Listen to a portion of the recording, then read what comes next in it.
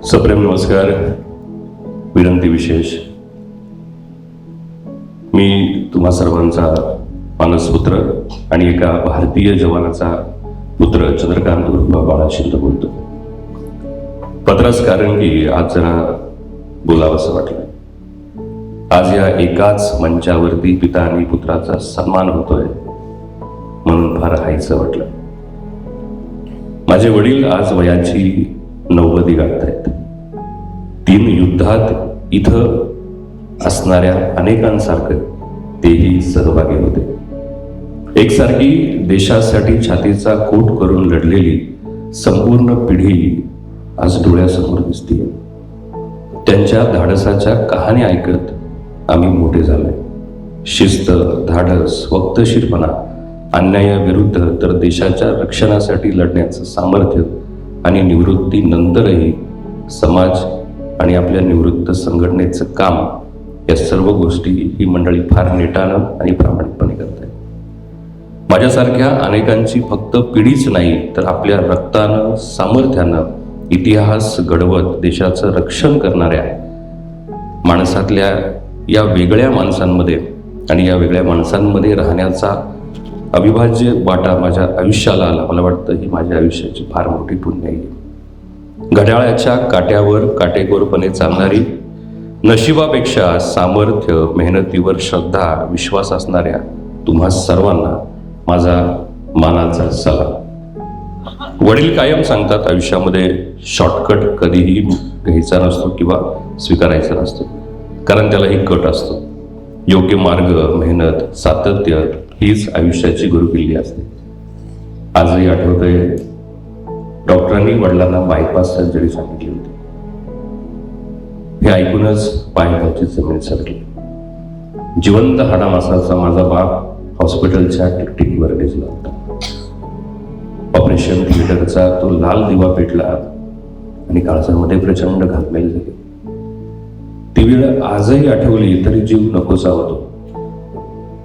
पण 3 युद्धांमध्ये ज्यांनी सहभाग घेतला आणि त्या युद्धजन्य परिस्थितीवर विजय मिळवला, अशा माझ्या बापानं या युद्धावरही विजय मिळवला होता. इथे असणारी ही सर्वच माणसं तितक्याच नितड्या छातीची आहेत. एका संघटनेच्या ऑफिसमध्ये निवृत्तीनंतरही आराम न करता आपल्या अवतीभोवतीच्या लोकांचे प्रश्न सोडवणं हेच या मंडळींच्या जगण्याचं आता कारण झालं.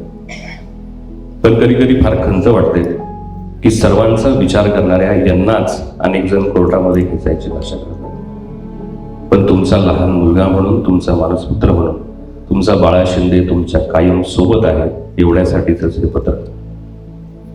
कारण ऑफिसमध्ये आल्यानंतर समोरच्या माणसाची व्यथा शांतपणे ऐकणं आणि त्यावर तोडगा काढणं हे फक्त आणि फक्त भारतीय जवान म्हणून तुम्हालाच जमू शकतं. ते आमच्या जाणी त्यांचे प्रश्न सोडवण्यापूर्वी ऐकून घेणं हे तुम्हाला कसं जमतं हे तुम्हालाच हवं. कारण प्रत्येकाची मानसिकता सांभाळून त्यावरती तोडगा काढणं, म्हणून मला वाटतं या संस्थेचे 1-2 नाही तर तब्बल 7,740 सभासद आहेत. बरं, हे पत्र लिहित असताना एक थोडीशी खंतही वाटते की आता ही पिढी प्रौढ होत चालली.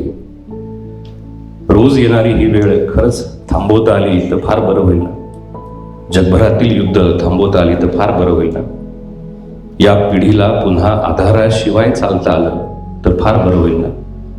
आमच्या प्रत्येकाच्या घरातील अनुभवानं समृद्ध असणारी हे आईबाप, कालांतरानं आजी आजोबा असणारी पिढी आमच्यासाठी आयुष्यभर पुरली तर फार बरं होईल ना.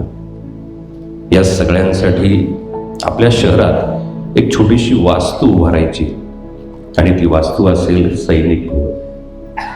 हा मानस, हा विचार आज तुम्हा सर्वांसमोर मांडायचा आहे. म्हणून काय ते हे पत्र. तुम्ही सर्व आशीर्वाद द्यावा आणि एकमेकांच्या सोबतीनं येत्या काळामध्ये आपल्या पिंपरी चिंचवड शहरामध्ये तुम्हा सर्वांसाठी हक्काची वास्तू सैनिक भवन बांधायचंय आणि त्याचा विचार, संकल्प, त्यासाठीचं हे पत्र एकमेकांच्या सोबतीनं तुमच्या जिवंत डोळ्यानं त्या वास्तूमध्ये सर्व कार्यक्रम होतील यासाठीचा प्रयत्न, त्यासाठीचं हे पत्र तुमच्या सर्वांसोबत आयुष्यभर तुम्ही असावेत म्हणून परमेश्वराकडे हात आणि विनवणी करणारा तुमचा मानसपुत्र चंद्रकांत उर्फ बाळा शिंदे.